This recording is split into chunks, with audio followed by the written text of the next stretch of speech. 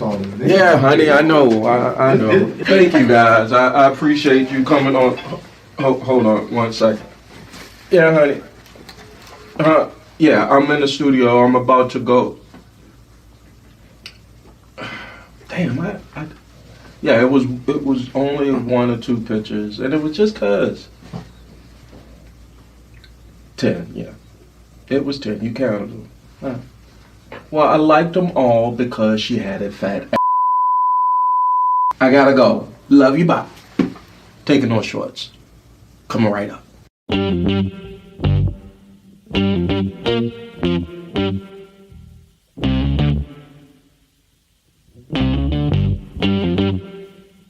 We talking about practice. Not a game, not a game, not a game. We talking about practice. Now I gotta talk, we all gotta be quiet. You're talking to the Rolex wearing, diamond ring wearing, kiss stealing, woo, wheeling dealing, limousine riding. I'm a man, I'm 40. And now your host, Taking No Shorts podcast, Jay Grizzy.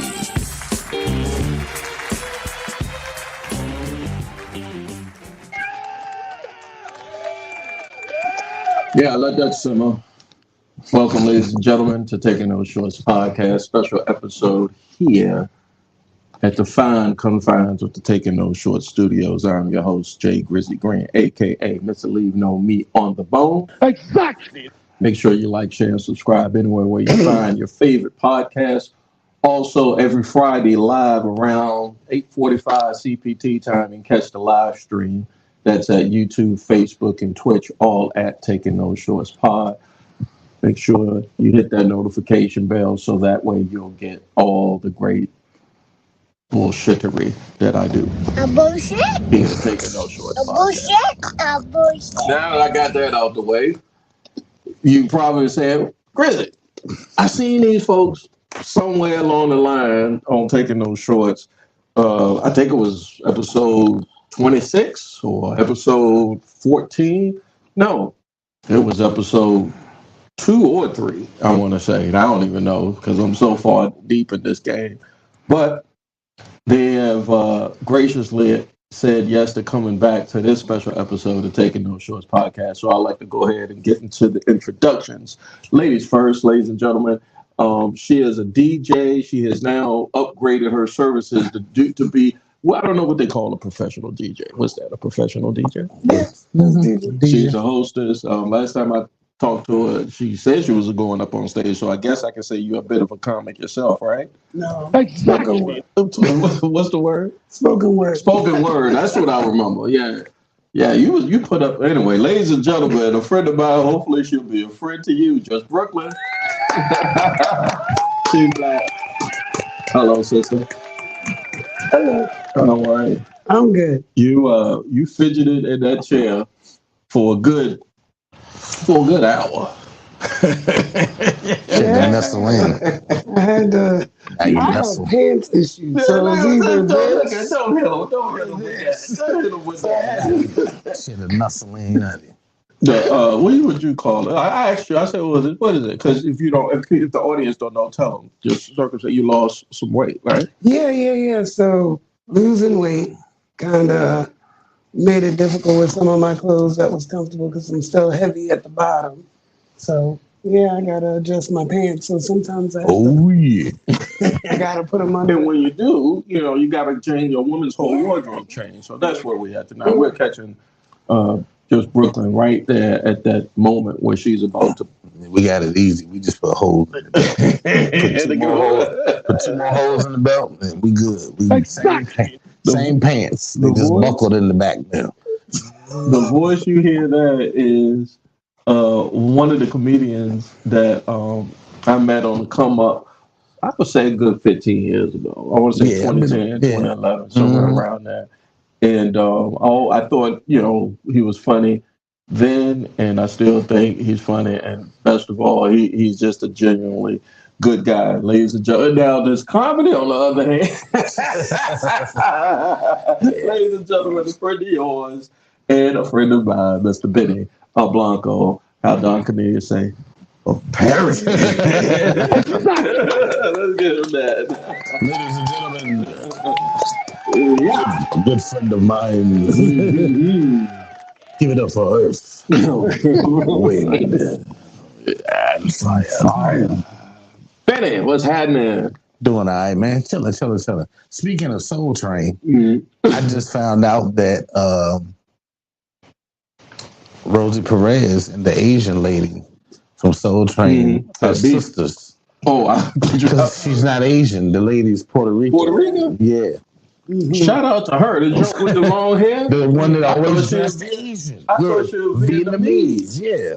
The Asian type. In the 70s is when she cornered. I thought, look, my shit is crooked. Look, why you ain't tell me my shit was crooked? I was worried about my pants. So, yeah, shout out to her and her. They related? They sisters. Rosie Perez. Rosie was. You know that thing was. That's what was so shocking about it. I was like, she was like, yeah, me and my sister went to Soul Train because that's how they met somebody to do some movie or something. And she was like her sister, and then they showed the picture, and it was the Asian chick. And I'm like, I thought she was Asian. And now she Puerto Rican. I was like, oh. And they could dance their asses off. Like, usually danced her ass off, literally. She did. Finn, what's happening, man? It's been a while. You're back. I'll thank you for coming. Oh, yeah, anytime, man. That ain't no thing. All you got to do is reach out. How these stand-up street, you know? They doing pretty good. I'm doing a lot of self-sustaining stuff. We run a monthly show now, and then we run out. But we've combined our open mics. So I believe you had yours going when we came last time, right? Yeah. No. Yeah. The Wednesdays. Yeah, I had the Mondays and she had Wednesdays. I had just started the Wednesdays. Yeah. And we've combined them now. Wait a minute. Slow down. Let me catch my breath. So the spot I went to, Maine, I want to say it's Maine at 18th, Boutiquerie. Yeah, right? we moved from there. Oh, wow. They not open no more? Nah. Oh, man. I got good weed there. Yeah, it was, Jesus Christ. It was sorely be missed. That was the spot for a while. Yeah, it was. We got a good 2-3 year run. There was a lot of dope stuff there. So now you all combine your talents. You're promoting and artistic and creative talents. The spot is where now? We are now at 1112 East Main Street Steakhouse. Okay, steakhouse style. That's down there, still Shockoe Bottom, right? Yeah. Right as you start coming up out the bottom. On the upside of the game, like the 23rd, 24th. Yeah, coming in back to. Oh, y'all in the booth. If you know where the waffle shop is, we're right next door to the waffle shop. I went to a spot. Somebody had an engagement party at one of those places. Probably Main Street Steakhouse. And I said, because when I grew up in Richmond, that part of that whole thing of Main Street back when I was coming up was just, until urban renewal, came along. So when they said they was doing a engagement party there, I said, where at? The warehouse, nigga, what? Right. But now I know a lot of cats that I forgot the chef's name. He's chef at one of those spots down there now. So that's a good spot. How y'all develop all these relationships with these restaurants? How is that going? How do you, as being as artists, how do you feel? How does that work? Because I don't know. I've never dealt with for this particular one. Like we did open before it was what it is now. It was Sliders before that, and then it was Alcove before that. So when it was Sliders, these are spots in RVA. So when it was Sliders, a few comics had open mics there. So there had been open mics there before, and then now with it being Main Street Steakhouse, a young lady reached out to Brooklyn to DJ for her karaoke night, and. Yeah, Jay Grizzly dude with the old folks. Do we pull that shit up on the ass? He dropped it low. yeah. We keep it funky. Go ahead. I'm sorry. So the new connection came from Brooklyn. All right. So the connection to get a new spot running open mics. Because the audience, it's been a while. I think Brooklyn pulled up the picture, same brown suit, different shirt.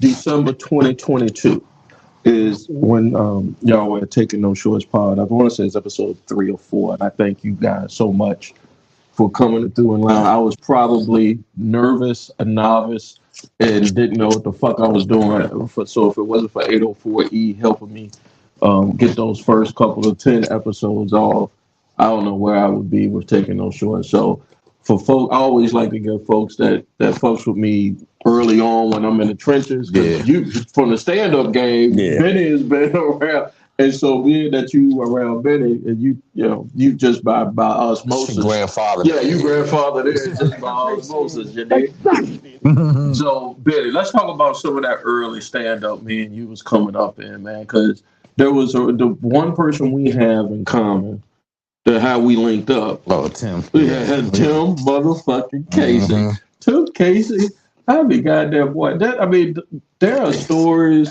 galore. Ingenuitive in the Richmond comedy scene. She said I hadn't met him yet. Last time I seen him like 2 years ago, but he been moving around. I think he's down the Tidewater area right now. Oh, he's down in there? Okay. That's what's up. Shout out to you, Tom. Forward-thinking businessman when it comes down to promotions and kind of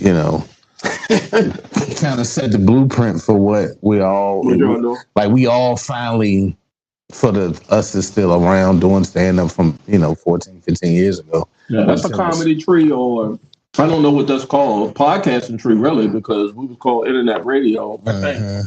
What was your show called? The Way It Is. The Way It Is with Benny and Todd on Global Scale Radio. Hell yeah! Switched to after Global Scale, it was something else. I think Global World or something like that. He switched it to something else.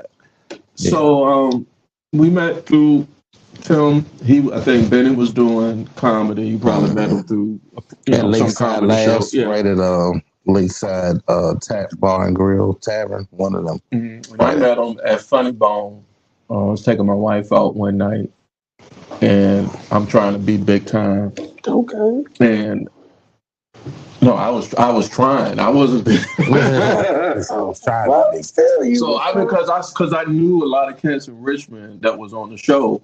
So I'm just gonna go back to. I told my wife I'm gonna go back to the green room, see where the party gonna be at afterwards. We finished. He was flossing for you, right? Ain't nothing wrong with that. I was flossing. These my homies. Yeah, I know these niggas. I know. Yeah, right.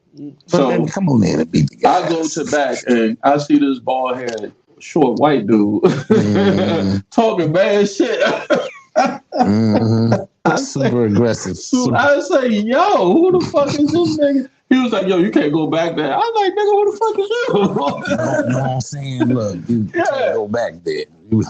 He was like, but we going back then. It was a Fridays up in Shoreport. We going to Fridays if you trying to go. I was like, I saw Tony. I said, yo, man, where y'all going after? I ain't even paying attention. He was like, yo, man, you good people. I was like, okay, you say so. So anyway, we get up to the Fridays. And he was like, yo, come. I don't know how I got to sit beside him. And Tim has a certain kind of way of, he reminded me of, like, now looking back, like a Vince McMahon. Like, he could talk you. He was like, yo, I'm doing the shows here, there, and everywhere. I think it was Chocolate Sundays or whatever at Short Pump. And I was like, yeah, I'm trying to do this too. But I was just saying that shit just because. Because I had did stand up like years ago, and I was just like, yo, I ain't putting in all that goddamn work. Fuck all that. See, that's the and I tell Brooklyn all the time that when Tim had the Black Night, so you remember what the name of it was. I just remembered the Black Night. Yeah, white people up there. Black Night. Remember, I would tell you how when the famous comedians were coming to town, Tim would be the one to take them to 106.5 and 92.1, do the interviews and all of that. And then him and Mike Street did like an open mic where being that the big wigs were already in town for the Funny Bone for the weekend, they would, stay for the Black Night or, lay over or whatever the case may be. So you would get even if you didn't go to their show, you would still get to catch them, or they would get to see you. Mm-hmm. That's all and you possibly put you on. Yeah. And that's where Lawson and Bam and Twan and CJ and Jay Smooth, all of them got to benefit from it. That's why their fan base is so thick. Gotcha. Because they got to be in front of all the black people in Richmond. Yeah. Because they were coming to see the famous person, but they were getting to know these guys as well. So I came right on the tail end of it, where it was already done. And Tim moved on from the Funny Bone and started his own thing. And that's where I met Grizzy at. Yeah. So we, I go in, I think Tim say, you're not ready for the Funny Bone yet. Going down to, I think it was, what was the joint? It was on Clay Street. I forgot the name of it now. It's been gentrified out. Mm-hmm. Right. A lot of stuff. But it was definitely an after hour spot. Oh, I forgot the name. He had so many spots. Yeah, so many spots to say, yo, go work on your stuff. And I will never forget that next week, he said, give me your number. I'm going to put you in contact with a comic, and he gonna teach you how, well, not teach me, but he's going to help you put an act together. And it was Jeter, Marquise. Yeah, Marquise. Yeah. Shout out to Marquise, man. OG. There's an OG motherfucker. Chef / comic book artist. Yeah, man. Somebody got. You know the comic books I got from Corey? Marquise and Corey did the comic. They wrote the Man. Yeah. Oh, okay. Great. Marquise is a chef, and he also does comic book and writing and things of that nature from Jetersville, Virginia. Marquise Jeter. I gave him the first couple of my jokes. He was like, "No, nigga, don't do that," because it took a while for me to figure out what it took a while for my comedy to catch up to who I was. I don't know if you've gotten there yet, and we'll get into all of that. He was part of the reason why I got there. Yeah, because at that point, I'm 19 years in now.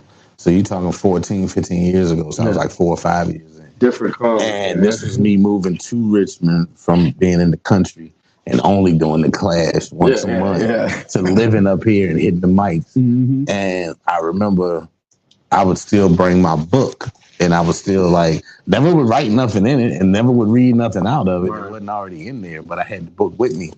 And he was the one that got me to zero in on it, just freestyling it and going. He was like, you funny. Just one day he was like, what you got the book for? And I was like, oh, well, my jokes is in there in case I forget. He was like, but you don't never use it. He was like, you don't never he was like, you don't ever look in it or use it. He was like, why bring it? He was like, you naturally funny. He was like, you just getting up there talking and the mic is funny. Like, why are you using the book? What you need the book for? He was like, you better than these other niggas. He was like, what you got the book for? Let them niggas use the book. They still learning and, so forth. He was like, you don't need that shit. And I was like, okay, well, I guess I don't need it. And I just motherfucking, from then on in, I stuck to read the crowd, get up there, say what I feel, bring up what I feel like talking about, or what I got going on, or whatever the case was. I let the spirit of comedy kind of lead me, move me in what I'm gonna say in that room.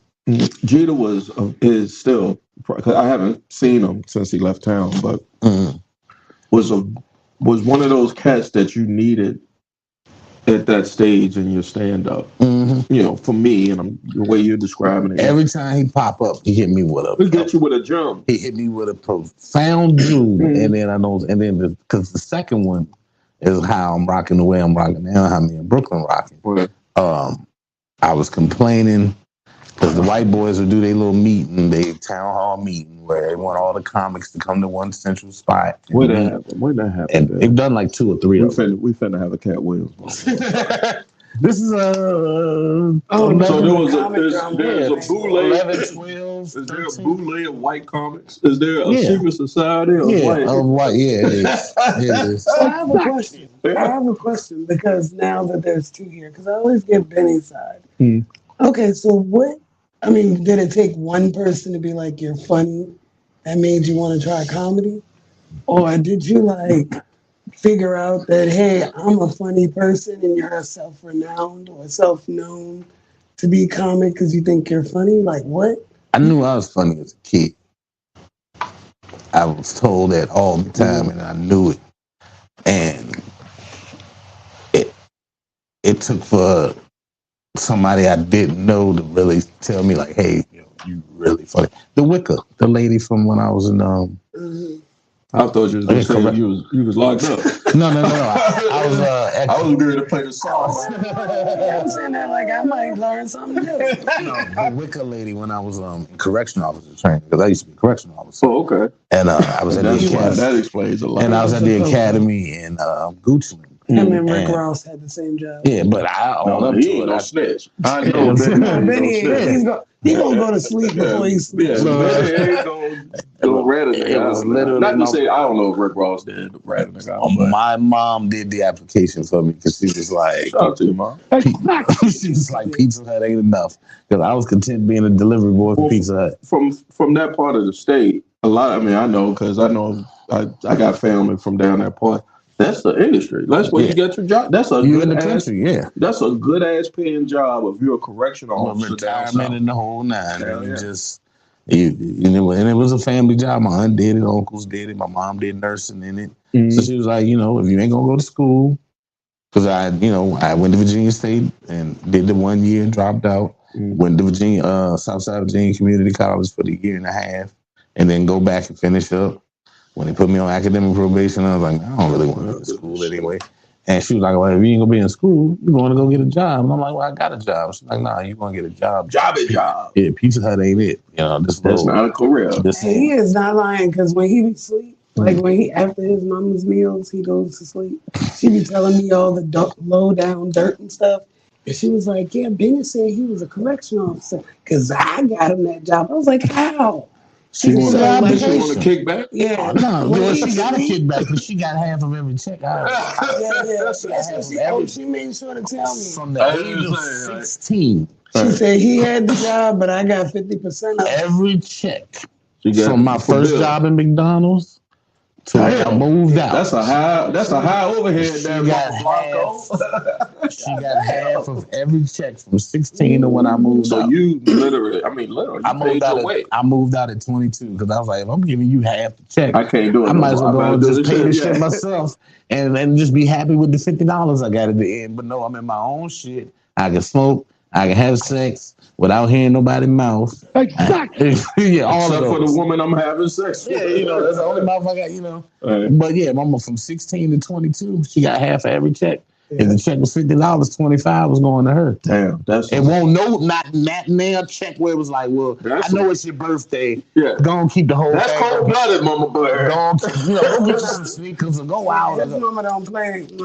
Half of every check. Damn. So if you wanted a pair of Jordans, I got them in a week. You got them in 2 months. I got my first pair of Jordans my sophomore year of high school. Hey man, my little brother got his first. But what he instilled in you was some work ethic, definitely, and some discipline as far as when it comes to evaluating a dollar. His mama definitely the way whatever. It's a give and take when you do that, because I mean we all parents now, so I think I spoil my kids. So as soon as I heard that, I wanted to clutch my pearls. Pause. I said, "Oh Lord, don't do that to the baby. It's not the baby. Right, shit." Judging by his mama's stories of the males in his family, they are roughneck. Are you? I didn't never get this part about you, Benny. You got brothers and sisters? Mm-hmm. How many? One of my sisters passed. I have 2 sisters by my father. Rest in peace. And then I have one little brother with my mom, and then my stepfather had a son, so that's my older brother. So like 5. Yeah, so between all of us is 5. And that's how usually it is. Same as me. It's 4, 5, 6, 4, 5. It's 5, but I'm the oldest. So I had to be the trailblazer. To your question a little bit earlier, which was poignant. I knew I was different. I was just different than everybody. The way I think, the way I talk. I don't know just every circumstance I was in life coming up, I was different, and I think it was because I grew up. We're black, so we all grew up poor and in some form of a hood. But I was just like, I don't like there's too many niggas around. I don't like these niggas. I'm different than these niggas. I'm like, no. I don't want to sell drugs. I seen what the crack did. So I remember a nigga gave me a sack and said, just take it down the street. I said, nigga, did you know who the fuck I am? I wasn't doing that. Nah, I wasn't doing that. I couldn't go to jail because I'm too small. He said too small. Too small to go to jail. I'm Nigga, too smart for it. Yeah, I got to kill. I mean, when they say, like, I'm trying to think about what would happen because I've heard stories. I've never been to jail. Never been to a jail or a prison. Visited plenty. Don't go. It's cold. Visited plenty, and I even did the Scared Straight. That's when they had Scared Straight times, especially down south. Because when we went to John Marshall Courthouse, saw the nigga from the hood, from our neighborhood, on trial, and he had the speediest trial. I said, "Yo, the light bulb went off." Yeah, I said, "Damn, nigga, they just moved your ass through this bitch like Barnum and Bailey." Like, and there go the tiger. I was like, whoa, they hit that nigga with some time quick. Clap it up for the tiger. Yeah. Here come the bear with the ball. Nigga, clap it up for the tiger. Here come another black man we done gave some trumped up charges to. You know, and here's another one that said he was looking crooked at somebody. That nigga's tripping. Keep the PlayStation full. Keep it full. So then, fast forward, by the time I'm in my mid-teens, you know, I go visit a family member down in, it was Augusta, up in the mountains. And the dude that I saw that got convicted when I was in like 8th grade, I say 6th grade, by the time I'm in junior high school and I go visit my uncle, I see the same nigga. He's still doing the time that I saw. Damn. You're still in here from when I saw you. When I saw you got convicted. Given the time. Yeah. I was like. And I'm now way older than what I was. I was like, oh, and shit. You're still here. And that made the light bulb went back off again.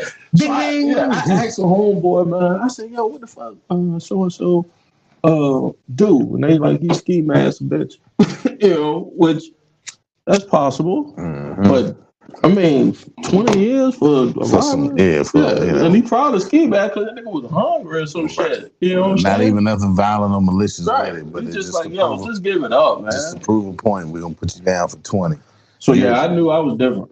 Yeah, you're gonna be that story in the hood that they're gonna tell the other kids so they don't go with ski masks. But I mean, like, I'm asking, like, how do you know that what you're choosing to do is what you should have done? Prayer is how like, is it just something you enjoy? It became from a hobby? Well, for me, I'm a mimic. So anything I watched and ingested as a kid, television, movies, music. They just put you in front of the VCR. Yeah, you just pop me in front of something and I'm good. Whether it's Nintendo, VHS, cable, and then you ain't got cable, I give me a tape. And just like I was telling you earlier, Married to the Mob, I ain't seen this since I was a kid. When you turn 16, go take out their job. And now I'm out here in the world. I'm out here in the world just copying and relaying shit that I done watched and seen over time because it's funny to me and, you know, the pop in my head. It's unique. You know. It's unique to you, and you can figure out a way to mass produce it to an audience that they can identify with it. Like, you know, you ever tell a joke that you could see it, identify? I'm gonna get back to your question. No, it's a good question. But you ever hit on a bit, and it was just one person in the audience that you know it registered with. That's good enough. Yeah, that's good enough. Yeah. That's good enough. Because I know if I build on it more or fine tune it, it's gonna be feasible. Other people are gonna understand it if I change it a little bit, if I tweak it. So that one laugh is enough to let you know, okay, that could work if I put some more work into it. I was, by the time I was 85, 13, I'm dating myself now. Yeah. 52, God. That nigga's tripping. That's what my sneeze sound like when I stand up. You ain't that old. Well, no, I feel that I thought you was a younger person, and you told well, you're not old still. I do get that a lot though. I do get that I'm a lot younger. They get that at work mixed up. But yeah. Another cat that got me thinking I was different, strangely enough, was Bill Cosby. Okay. And it wasn't his his first stand-up special that used to come on early cable, Bill Cosby as himself. Mm-hmm. That was a tremendous, tremendous stand-up special. But way ahead of his time, early 80s type shit. But when the Cosby Show came out, and I said, he's a comedian doing a sitcom. When it was sitcoms, you could do that type of family sitcom, and still be. I was just like, but a black man in that type of circumstance, people don't understand. There was no black people that was doing that for them. I'm sitting here thinking, what was a black man, the head of a household, running a business? The Cosby Show was ahead of his time. Mm-hmm. Pryor's Place, like the Richard Pryor stuff he did, that he came on, that was all comedy. This was just a regular sitcom. Mm-hmm. So situational comedy. I was just like, yeah, he's different, and I want to be different. I'm different, and so you take the difference and you juxtapose it against the world that you see, and then you kind of make it your fun out of it. Because you laugh at the world all the time. I laugh at shittery all the time. Right. So that's how. Then it just, I don't know what got you to get on stage. The breakup got me on stage. What got you on stage the first time? Was it a challenge or some shit? I don't know.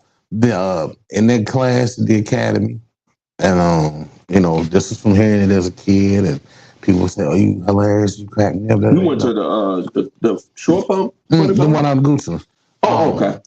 At the academy, the correctional officer academy. Oh, I thought you were talking about like a comedy class. And every time the instructor would lead a class, Chappelle's Show was popular at the time. So every time the instructor would lead a class, I'm copying parts of Chappelle's Show. Because we in the class, we're supposed to be quiet. We're supposed to be sitting there, but they go on 10, 15, 20, 30 minutes. And I'd just be like, Cole and Pam, Connolingus rice. Connolingus rice sounds like a Mexican dish. Great fucking Why don't we show, send it to Mexico so the Mexicans will eat it? How much weed you think? How much weed you think is while writing? Oh, tons. God damn.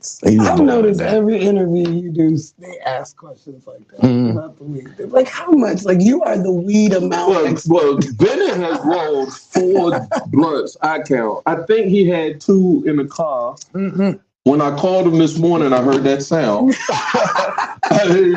And so, like, I'm trying to think who has outsmoked Bennett that I've been in the space with you. And I don't think, maybe Black Magic? Maybe probably Magic. He about the closest. He about the closest, but nah, I can't outsmoke you. I took a little hit of my little thing. Because Magic don't do tobacco, so he's straight marijuana. So he gonna roll. Magic? I roll. Look, let me get Black Magic. Vino. Yeah, but he hasn't met Vino before. Yeah, Vino, he'll smoke too? A good smoker? He blow. He blow. I need to have him here taking the shorts. Mr. Vino. Yeah, this is an invitation. So the wicked lady, after sitting in the class and doing the little Chappelle shit, she turned around and she was like, you're really funny. She was like, have you ever thought about doing stand-up? And I was like, well, I thought about it, but I don't know how to get into it. I always thought famous people just got discovered. I thought somebody seen you somewhere doing some wild shit. Brooklyn. She was throwing that pussy at you. She might have that shit. If she did, that shit was right over my head. I've been learning all types of stuff. Oh, Lord, I didn't watch Benny on a live where a girl was in love with his neck. Really? Yes, she just kept talking about his neck. Because he got a strong neck. You gotta have a strong neck. Some things she was saying, I was like, that's creative. She was like, oh, his neck. His neck looks so good. And then she was like, who's that? And he was like, my girlfriend. That's so weird. And she just was like, but your neck. I was, I'm sorry, lady at the jail. That was throwing that pussy at you. At 16. At 16. Then with the job application, his mama did. Your mama set you up. So I She was, said, hold on, she said, she told your mama. You got a job, you got pussy. I see your 16-year-old son. He looked like he need a job. Your I mama was said? 20 by then. 20 by then. She said, send that boy up here. She was ready for you to move out. I'm sorry, yes, sir. Y'all stupid. So she was like, you real funny. And I told her I didn't, I thought about it, but I didn't know the way to do it at. And she was like, well, the Richmond Funny Bone right around the corner in, Store Pump Mall. And I was like, okay. So I went to the mall, found out the information. It was like, yeah, we do an open mic night. It's $25 to perform. And that next month, because the academy is like 3 months, that next month I went and signed up and performed for the first time. But on her battery, after you were in the classroom cracking up everybody off of Chappelle skits, the instructor was like, you got something. You already Not an instructor, a fellow student. Oh, another student said the instructor would leave. Uh-huh. And when he would leave or she would leave, I would be making it's 30, 40 of us. And I'm just like, I thought it was the instructor. No. It was another fellow student. Okay. And she just, turned around to me, because we tables like this and there's 6 tables, 4 or 5 people to a table. We got books out, notebooks and all this other shit.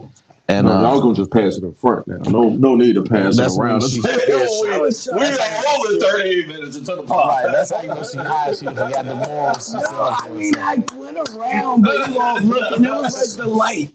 I'm in charge of the light sometimes at the open mic. And y'all comics don't see the light. I see the light. So he didn't see the red light behind here. So I bet it you don't see the light. He don't. No. You better be like, fuck your light. He be on the roll and he be like, he'll give you the finger like the church finger. And I'm closing out. I'm getting out there. Unless somebody say something that make me go back into something I try to. So another student. But so it was another student and she turned around and she said that. And I signed up that next month and came on open mic night, which I think was either Mondays or Wednesdays at the time. This was before it was called the Clash. It was a bringer show because you had to bring. No, this was before the bringer part. Oh, this is 19 years ago. Oh, damn. We used to pay. You've been in the game. Marching in 20 years for me. Yeah, marching in 20 years. Give it up. You've been out here at these comedies straight. Right. I need to write a book because I kind of know the whole history of Richmond comedy. Yeah, that's why first of all, that's why I like having you, because this is really like I know the full ins and outs of the people before me here and the people after me and both sides, the black side and the white side. And when other we can talk about the white side in a minute. we'll get that before we wrap tonight. Signed up, came that next month, paid my $25 to get my stage time. Because this was before the first recession. Mm-hmm. So before the first recession, people just wanted comedy. They did. It was a demand. It was like, hey, what show can we do? Yeah. Hey, let's give the amateurs a night. Mm-hmm. They paid $25, and we didn't have to worry about bringing a crowd because it was already a crowd there. Yeah, that was the business side of it. And so we got to pay to perform in front of a full room of people. What happened is when the recession hit and the money changed, it became a bringer show because people won't just coming out. People won't just coming out to comedy shows no more. It wasn't in the budget. You had to bring. So you had to bring 10 more motherfuckers at the co-sign for they stopped paying to get a slot, and you had to bring 10 people to get a slot. Well, more than that, I think. I think you had for me, at least 10. Yeah, I think I had the Funny Bone. Yeah. Oh, that's the main club here, and that's when it became the Clash. Yeah, it went from open mic night to the Clash. That requires you to this is going to get a little in the weeds, ladies and gentlemen, but there were 2 comics. Which was created by Odyssey Michaels. Let me make sure I throw that out. You know what? I asked Jaye. One of the few people ever banned by Richmond Funny Bone. Really? Why? Oh, I asked him, but you want to tell me why? It's a letter. It was a letter? Yeah, the letter. All right, hold on. We'll get into this. This is good shit. Because comics be having drama. I be just listening. Oh, this shit is funny as shit. All right, I love it. Odyssey, I asked Odyssey on episode, I want to say it was 68 or 69. Yeah, real good brother, yo. I said, yo, what? What the fuck happened? You know, he's like, oh, he don't go up, no, he don't perform. Yeah, he no don't more. really perform like that at all. But I He thought, raises his son now, and you know, and I never met him, but I always used to see him around, mhm. and I was just like, yo, this guy is different than he. I thought I was different. Honestly, that Brooklyn. dude. Yeah, I thought I was different, but I was like, this nigga different. I said, damn, this nigga got. Odyssey is the equivalent of Andre 3000 putting out a flute album. So yeah, I will. He is so much better than other shit. But that nigga got a garden at his house. Like it's like he's a he does gardening and cultivating. His son is in chess now. Why So he Black takes his son to chess meets and shit. Remember when Tim had those shows out in Short Pump? And Short Pump is a suburb of Richmond where it's not on a place. Well, back then it wasn't a place where the urban folk could get to unless you had a car. So just economically, Bus line ain't going. yeah, you ain't getting there. So if you got there, you know, you're gonna get around folks who actually want to see comedy and want to laugh, right? And I got up there and I was just like, damn, it's a lot of niggas. But he had white comics come up in there. Shout out to Shaggy McCarthy.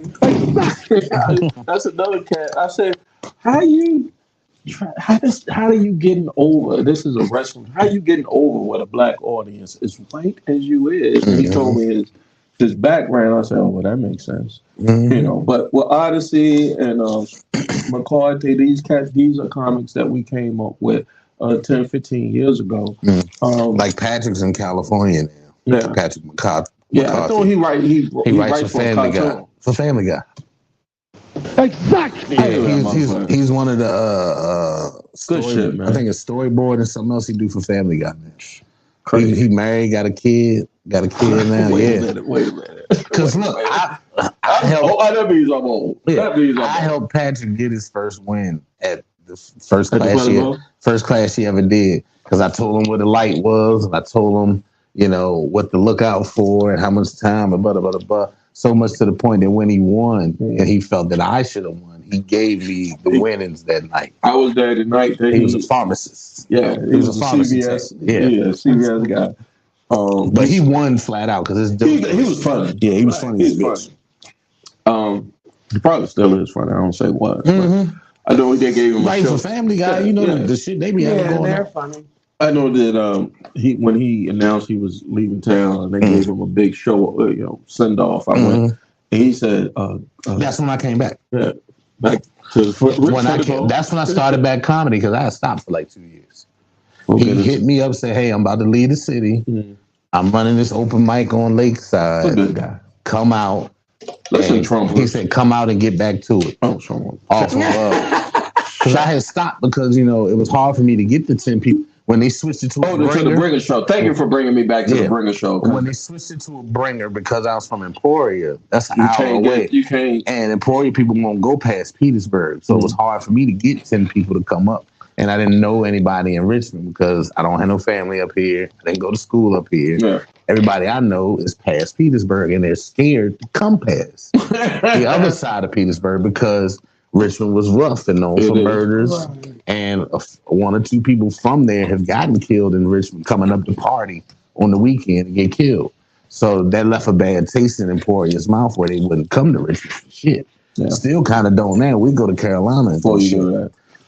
There's a spot on the other side of Roanoke Rapids, a little theater when you go down 95 on the left-hand side. Yeah, the purple and purple and gray zone. So yeah, the British shows for me, because I did the Clash in 2005. Mm-hmm.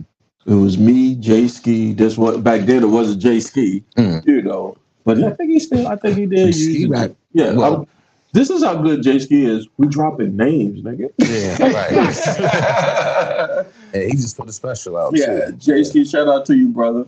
And Antoine, I think it was Hope. And that's the year I started, 2005. Yeah, 2005. So you was. I was peeking. I was putting my paws. I was sticking the dick head in. I was sticking the dick head. He's saying that as he mixes. Right, with his fingers. Yeah. Literally sticking an appendage in the liquid. I was sticking my dick head in, and so I see Jay up there. I'm like, you see the patio, and I'm seeing niggas that I would like again. I'm seeing people I'm like, I'm different, but I know these niggas gonna crush it. I'm not gonna crush because we be at the lunch table now we lose. So just playing the dozens type shit. But that was one place that was '05, and it didn't intimidate me. I just was like, I need to get married and I need to. This life is not for me, Then I got married. When I got married, I told my wife I want to go back to that life. Jesus Christ, because So you came back 2010. yeah, I came back. I came back in 2010. Yeah. So we took the same amount of time off then. Yeah. Those bringer shows was a different vibe. Yeah. Because I could bring people, but I was never funnier than you I never had jokes. I was just the energy guy. I could be a great host. You can get the people there. Yeah, I get you there, and I can make it feel good, and I might fuck your bitch. But am I gonna have you pissing yourself and falling out? No, you can do that. I swear, I need all y'all comics to be together because all y'all sound alike. Yeah, I can't. All y'all. I'm not going. What? Like what y'all say, like what y'all need out of comedy. Oh yeah. You talk about the good ones. Like fuck your bitch, like all of y'all. Well, I'm not gonna make. I'm not. My when I learned was dealing with Jeter and what's the other Scott? Alex. Like these cats. I thought I got to meet him years later. Yeah, these cats was like, yo, you need to. You should or you need to, and I'm like, that works for you guys. The way my shit work, my attention span is like that, nigga. I can't. I got. If Benny say something right now, I'm moving on to another subject. Right. This off of That's just how my shit works. So it doesn't. Your mind won't zero back to. Yeah, it won't. It takes a lot. It takes a lot of drugs for me to take full on taking those shorts, nigga. So I figured out that. Yeah, that bringer show shit was good because they was. I ate ass. Oh, I so ate ass. I ate ass with That's not a no Diddy moment to say. Well, no, because eating ass ain't no Diddy, nigga. You can't. I done ate ass before you became doing all that shit. So that's not a pause moment. I'm trying to figure out these pauses. I know. I know. It's an pause is mostly homosexual or things that can be homosexual. Yeah. Also, eating ass could be. No, I mean the woman's ass. I'm not eating the man's ass. Okay, eating the woman's ass. So, how did I get on eating the woman's ass? Because you said that's what you said. You ate ass on. Oh, I was bombing. I was bombing on a bringer show because I had brought some folks, but there was real comics in the room, and just nothing was hidden. And that's when the air let out of the balloon, and I was just like, I asked a comic, dead ass comic that I trust and felt comfortable with. It was like, yo, you just gotta, it's something there, but you gotta work. Just because you think you special, just because you think somebody told you was funny, or had Tony say, you funny in Waffle House, nigga. Funny more in a conversation. Yeah, more funny in a conversation. And the magic is taking that conversation over on stage. Yeah, that required. That's a skill. It's a skill, but it's the easy part of it. You still have that same conversation. You just ain't no response to what you say. See, I'm personal. This is another thing. Dave Wingfield say, you gotta joke up, don't joke down. I'm a mean comic. Like if I don't like if I see you because I think I'm better than you, nigga. Exactly. Already when I see you, I think I'm better than you. As you should. So if you're not laughing at me because I'm trying to make you laugh, I am shitting on everything holy to you in your life and the bitch beside you. So it doesn't. I'm not a nice. So that becomes. Oh my god! So they call that hate fucking the crowd. Yeah, I hate fuck the crowd. I hate fuck the crowd. So that's what that. You don't think that's funny? Fuck y'all. Yeah, your mother and you. And you don't. You will not. It works in certain settings, but everybody. Now, does it work for you though? No, I wasn't funny because everybody's. Because that would last all of. I think when I came and did your mic, there was one brother. He was sitting down. I knew he was a gangster because he was sitting down. And his shit was on his head. he was scullied up and shit. He was mean. I could tell he was mean mugging. he was mean mugging me and shit. He was just one of these hard rock niggas from probably like Mosby or some shit. And young dude too, you know.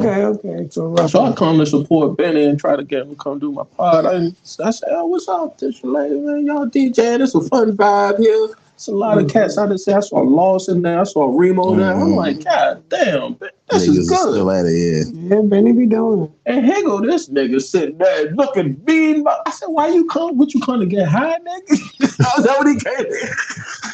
Probably. Or waiting on somebody. To kept getting caught slipping. So I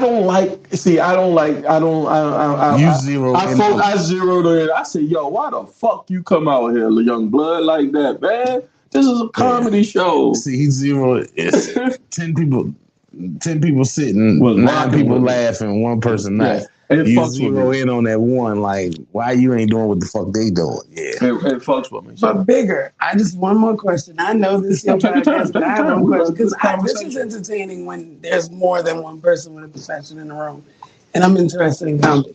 So, with that being said, how do you know that you're good enough for a white room or a black room? I'm on white. Like, how do you know if you're a white comic or a black comic? I'm gonna answer that first, and then we'll get it debated because I don't. Because I mean, so my reasoning for asking that question is because I've seen in the comedy game so far from a spectator side that the black rooms are a little more harsher and harder, but there are a lot of white people that like the challenge. But there's a lot of black people that are going to white rooms because they know it's easy laughs because they can talk bad about their black community and how poor they are and how much a white person is better. You my guess.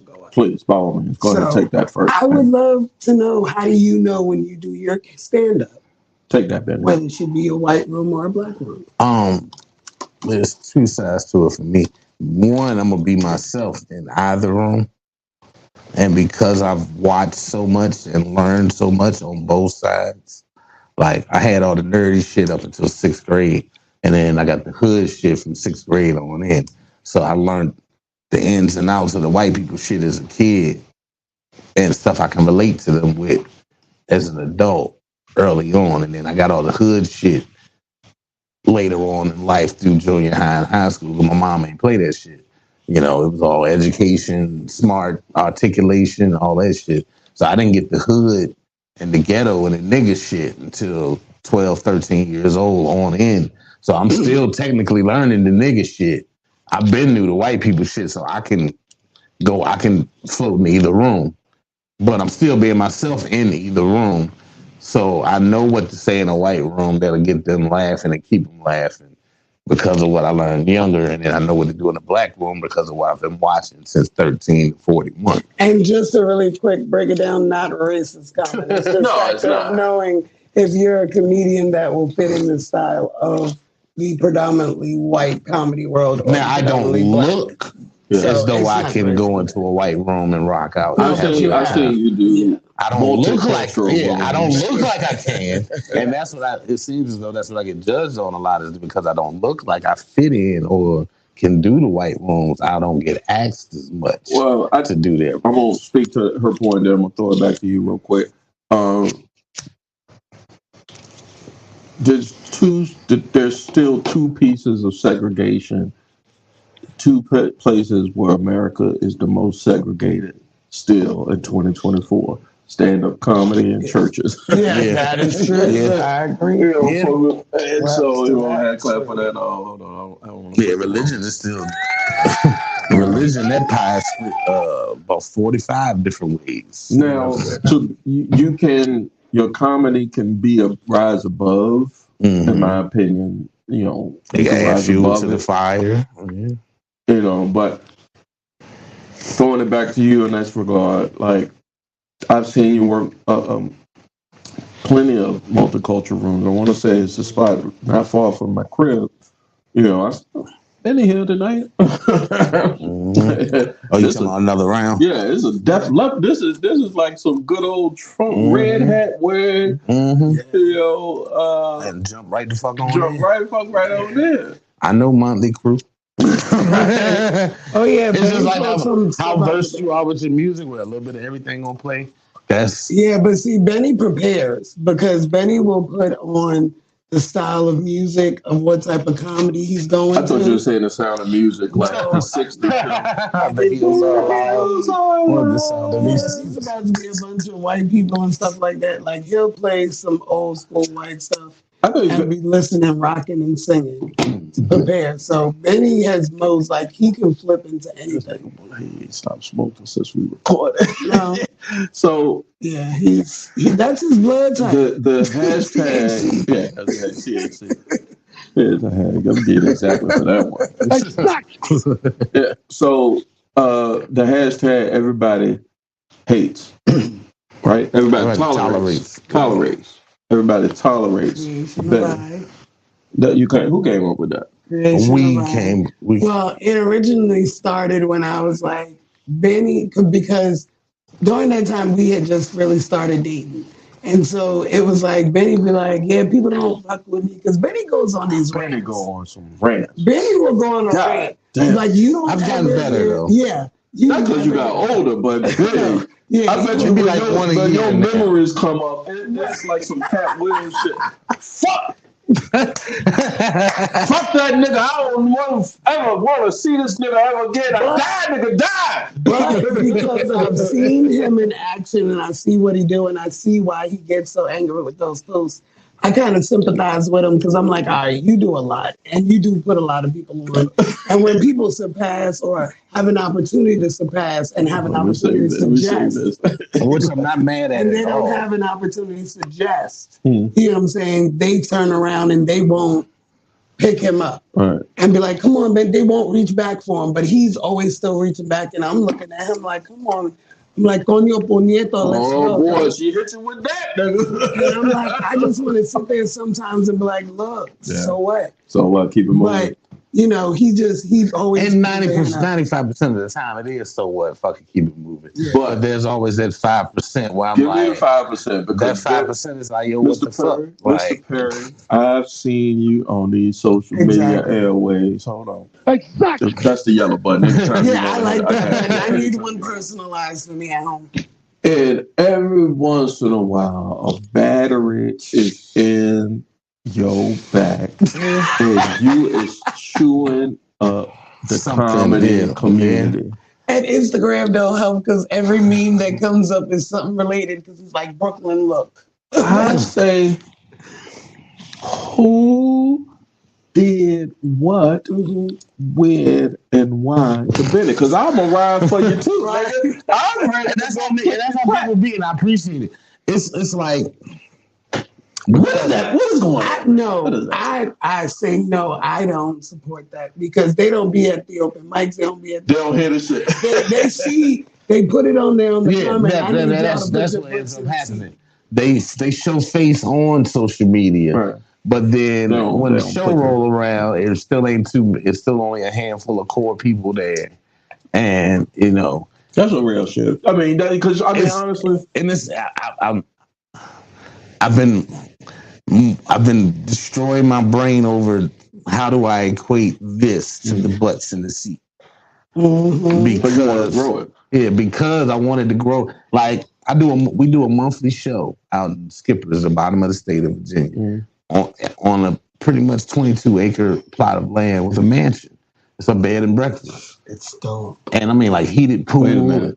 Is white folk out there? No, it's black owned. I want white folk to be there. I want somebody to it's white people. We have a white guy. We have one white guy. I want to get out shit. Oh, you want somebody to do the teacup? Because I mean, the way you described it was, it's the one white guy that hired everybody to wear. You own a mansion / plantation in Southern Virginia, 22 acres. I want white folk to come out there and put be spraying their niggas and put shit. me some ecstasy baby oil on my body so I can get them hemmed up. Goddamn it! If you get the room for the weekend, though, we can, you know. So it's a B&B or Airbnb. It's a bed and breakfast. But we kind of do have somebody like that. It's one white guy, but he's the HR for everybody that comes. They get money out that bitch. If it ain't, they get money out that bitch. Go ahead. So this social media thing that happens about every 6 to 9 months, right? Once a year. Once a year, okay. You know. I try to keep it down to once a year. But you at least recognize it. Yeah. Everybody tolerates Benny. Is the hashtag. And it's just because of the comedy community. Sometimes, what is it? Because you think the comedy community sometimes ain't standing on business? Because I know you're a real motherfucker. It's a multitude of things. Not standing on business, standing in the way of people doing business. Niggas block. Yeah. Oh, so you got not standing on business, standing in the way of business. Ooh, don't do that, black people. Don't, or anybody. Don't. That's some whole shit. Hold on, that's a bullshit. That's exactly what it is. It's a bullshit. Don't do that. All right, go ahead. And even though, like I saw when I saw you had gatekeeper written on the thing, I'm like, oh, they was talking about comedy or something because you got gatekeepers. We didn't even get into that shit, so we can talk about it tonight. You got gatekeepers that and people say, oh, gatekeepers don't exist. You can do whatever you put your mind to. Yes, you can, but you got to have the funding, so forth and so on. You still got to know somebody. You still got to have patrons, so forth and so on. So it's more to running a business service, anything else than just picking the name and saying, all right, I did it. You got to put that work in. Like, and that brings just real quick back to Jeter when I brought up them doing the town hall meeting they would do where who is they? The white comics. Yeah. Exactly. I fuck with y'all. They wanted all the comics to come together and have a meeting to discuss the comedy community and what needed to be done. And I would always come to the meeting like, yo, y'all did it. I'm mad. Why they didn't invite me? It was all three to four black people. It would be me, Remo, and whatever 1, 2, or 3 other mostly white guys. That was clicking. So me and Remo represented the niggas, and then you had 1 or 2 or 3 black guys that only hung with the white guys anyway. Right. They don't come to the nigga shit. So it'd be niggas that I'm just meeting because they had the meeting. And they there. And I'm like, man, okay, it's 5 niggas in here, but then you see what he got on and and then you hear him start talking, Mom told me, and then you're like, oh nah, you're not a nigga. Never mind. I would go to the meetings and I would be like, yo, y'all stripper. I'd be like, y'all don't support our rooms. You stood up on that. Y'all don't support our rooms, which is fine. We come to y'all rooms, but y'all won't come to ours. Or you come there one time and you bomb and you never come back. So y'all not trying to get better at your comedy by learning, hey, I need to make these people be able to laugh too. And when we do come to y'all rooms, it's always, we do pre-sign-ups. The pre-sign-up list 4 hours before the show. You get there and it's like, all right, we can fit you in. All the black comics at the bottom of the night. Yeah. All the patrons that left. All the comics as they go up, they done left. And you left with the only people to hear us talk is the other 3 niggas that signed up behind us. And the last comic ended up just talking to whoever hosts the mic. Well, I'm going to take Benner's testimony, ladies and gentlemen, because I have no I'm always I'm the black man that says I'm with you till I'm not. And I do not doubt that what you're saying is true because, I mean, that's back then. That's still going on? Yes. Holy Jesus. Hold on. I'm 40. Hold on. I'm a man. I'm 40. No, that's the wrong beat. Holy Jesus. What is that? What the fuck is that? How does that still happen? Because the torch gets passed on. I'm on my 4th generation of the white boy room. Of people that it's always one person that runs the clique, and everybody follows suit. They the ones that determine who's banned and who ain't, who in and who not.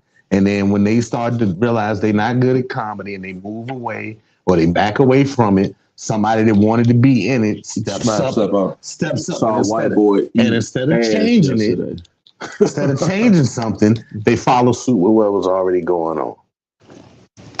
But that's the play in the business part of the game, because I've seen you and I know you have. But I'm gonna finish that. That gets back to Marquise. After I bumped into Marquise a couple years back, Tim been trying to get all us to run our own rooms for the longest. Yeah, he was. And we all would be like, nah, Tim, you just open the room and we gonna come we out and we coming through and support. And we I did when he was putting them out was there. trying to teach us though that you got to put your own shit on to make your money. You do. And to really be able to do some shit. So I saw Jeter and I'm telling him, I'm like, yeah, they just had this meeting. I was pissed off about it. He's like, yeah, we just had this meeting. And he like, so the meeting was what? And I told him what happened, same story I just told you. Mm-hmm. And he was like, so you told him that in a meeting? And I was like, yeah. And he was like, Benny. They ain't gonna never let you. He was like, no. He was like, it's dope. Yeah, speak up, stand up. But he was like, nigga, open your own room. Yeah. If you don't like the way they play a dance, start your own room and run it how you want to run it. Why are you in their meeting trying to get them to change their ways? You ain't got to go through them. True. Open your own shit. And that's what Tim was trying to get us to understand. We would have more black rooms if we all went and got our own rooms. Remo was the first to jump off the boat. I did Remo's room on Bainbridge at the cafe joint. Mm-hmm. Remo was just all throughout the city. Room after room after room after room after room after room. He said, Chris, where you been? I said, fuck you, Remo. Right. He the one that got me back off my eyes. I had took another break and came back out one day, and that nigga was like, Benny, lay low, Blanco. And I was like, fuck you, nigga. Same thing. Like, but it fuck made you. me Life happens, guys. But it made me get back on my shit because I was like, damn, I really ain't been on the scene. I've been taking a break because I would take a break for a year or two because the shit would get to me. But fucking with Jeter got me to start doing my own room, and that's when I started the first Mic Check Monday. Because he was like, you don't have to fuck they rules. Do your own shit. Yeah. Go find a spot, present whatever to them, and if they don't like, go to another spot. You'll eventually find a spot that want something different for their customers. You'll find your wheelhouse. Yeah. When we come back from this first break, I want to touch on that because that's something I can speak to or help parlay into because taking those shorts is my wheelhouse. I'm a host. I'm a party starter. I'm gonna put that baby oil on you. With consent. With consent. I'm gonna ask you first. Look, I ain't 21 and up. I'm gonna call no Diddy. No. I ain't even gonna ask you. She gonna want to come fuck with your boy, yeah, dude. I ain't gonna sit there. I ain't got the pressure. Minus me. Yeah, Bad as Brooklyn, but she ain't gonna even. I ain't even gonna have to put no pressure on her. She just gonna come through and be like, "Hey, I'm fucking all this for me, Grizzly. Yeah. All of this for me. All of this for me." Oh God, I'm so glad this is not live. That's where the rants end up coming from. Hey, he says some of the audio may make it, it may not make it. So like this podcast. When we come back, we got so much to get into. Having great comedy conversations. Well, you can put it in full on Patreon and still get paid off it too. Yeah, I know, but the Patreon, I'll talk about the Patreon. I don't know nothing about it. I just know the name from watching the live YouTube. That shit is a motherfucker. It is. They be like, we can put the it's raw shit on. It's the OnlyFans podcast, nigga. You got to shake your ass. You got to have a. Yeah. That's Benny Blanco Perry. Y'all see the ass at the bottom of the screen. That's just Brooklyn. Y'all see the ass at the bottom of the screen. We will be right back here at Taking No Shorts podcast. Thanks for taking the time out to listen to Taking No Shorts podcast. We'll be right back in just a few.